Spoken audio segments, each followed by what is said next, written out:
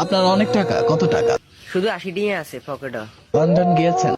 না আমেরিকা গিয়েছেন? না অস্ট্রেলিয়া গিয়েছেন? না রাঙ্গামাটি, না সিলেট, বান্দরবন, না সাজেক গিয়েছেন? না। যাবেন, না গেলেও যাবেন। আরে ভাই তোরে কেমনে বুঝাইতাম আমি, আমার কাছে শুধু 80 টাকা আছে।